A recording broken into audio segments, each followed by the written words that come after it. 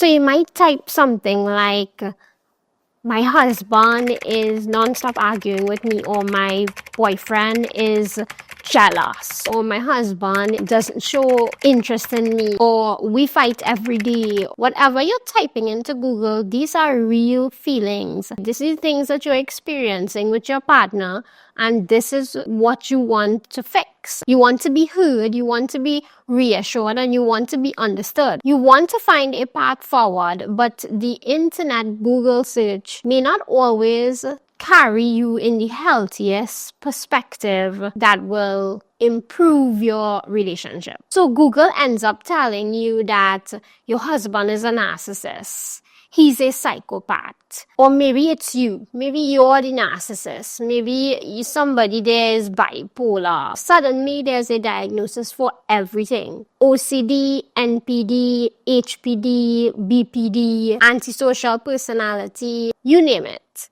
While these labels sound definite, they are rarely the whole truth. At best, they oversimplify complex emotions. And at worst, they create gaps and walls where bridges are needed. So here's the danger. The moment you start believing your spouse fits into one of these categories or labels, narcissistic, bipolar, or whatever else you want to categorize them as, sensitive, labels can provide a false sense of clarity.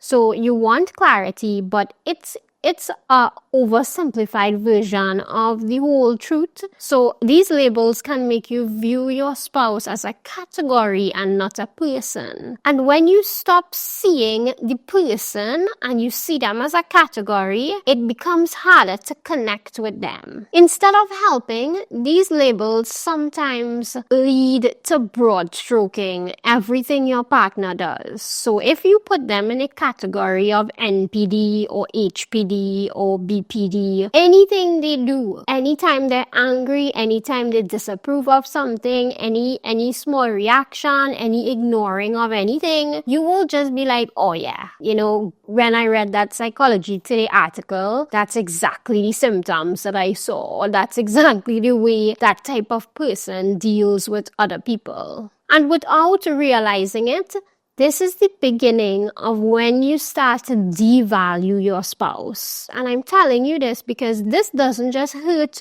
your relationship, but it hurts you. It's just a random perspective you would have come about from a Google article just because you were searching for clarity. Even though you think that it's the right source of information, you stumbled across the wrong perspective that will actually help to chip away at your relationship. It's actually the beginning of a long spiral downward. So you begin to devalue them. You begin to see them as a category and not a person anymore. You begin to see everything that they do as symptoms of that personality disorder. Probably like, Kramer, why are you stopping me from using Google to figure out these traits that he has or she has, to figure out what's wrong with my partner? Why is it? Because it isn't me. You wouldn't want to think that it's you because you, from your perspective, you do nothing wrong to elicit these behaviors from your spouse. Well, the reason why I say it's hurting not just your relationship, but it's hurting you is because viewing your partner through the lens of what's wrong with them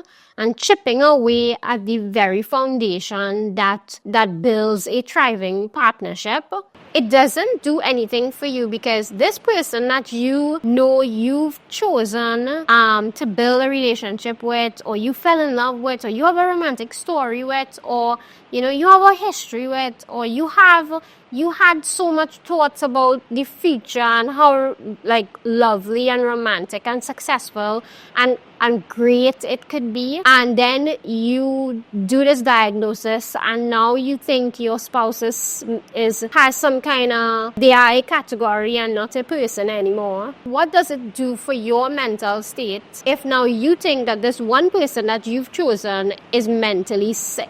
This can lead to a bunch of feelings of hopelessness and resentment. No matter how strong you think you are, living with that kind of perspective isn't constructive in any way. It creates distances, not solutions. We take for granted the things that we put focus on. So we think that we could just do this Google search, come up with some personality disorders that our spouse have, and that it doesn't affect the rest of our life or the future of our relationship with our spouse, or even the internal feelings that we feel about ourselves and our future.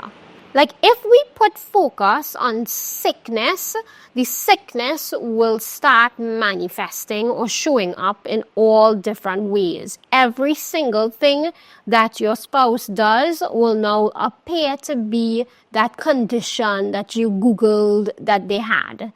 So be careful what perspective that you take in, especially if it's like a random Psychology Today article or some random Google search that is leaning to your questions. I mean, like, you literally Googled, my boyfriend is jealous, my boyfriend is arguing all the time. Like, you literally Google these things. So the perspective that you are getting out of Google is that it's something toxic. And the sad part is it isn't true. It's never true. If you live your life focusing on all the sickness and all the bad things, these things will have a way of showing you what you want to see. Ask yourself this: how many couples with one spouse always questioning the other one and thinking that they are living with a partner with mental illness, how many couples like this actually have thriving relationships? True growth happens when both partners feel valued and seen, not categorized and diminished, but rather when they have a game plan for growth. When both people in a relationship feel each other and feel thankful for each other and how they can complete each other, and both of them sees the other person's strengths, that's really how you form a thriving partnership. That is the foundation of a thriving partnership. Not one diagnosing the other with a sickness and this one diagnosing.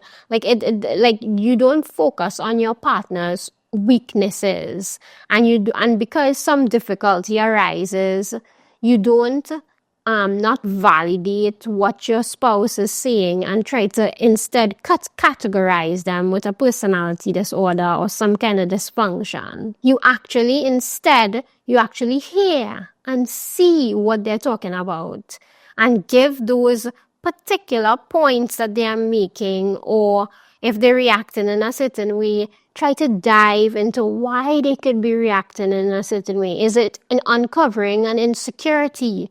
Are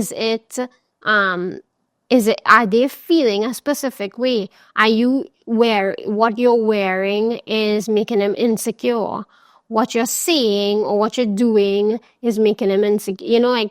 Just reflect on the particular situation that you find difficult rather than categorizing all his moods and all his movements. Focus on their strengths instead of their weaknesses. And when you see weaknesses, you could take a little look at the weaknesses, but instead of drilling down on their weaknesses, fill the gaps where they are weak and they need support. Remember, focus and perception shape your entire reality. So write the love story that builds you up, that offers you the support for a great life. Don't attack your foundation and your love story so that you could wreck your life. Build your life. Build your love story. Build your partner up. The point of a relationship is support. So you're not the person to blow all the whistles and say, hey, you're not doing it. No, you understand their weaknesses and you fill it. If they're insecure about something and they react in a certain way, figure it out. Pride yourself on figuring it out so that you could be a better partner. And when you challenge yourself to grow in your relationship, it actually gives you the foundation that you need for other parts of your life to be successful. And it's not wasted effort. Like you trying to figure out your spouse so that you could make him or her happy and you could have a great life and a great foundation. It's not wasted time and energy.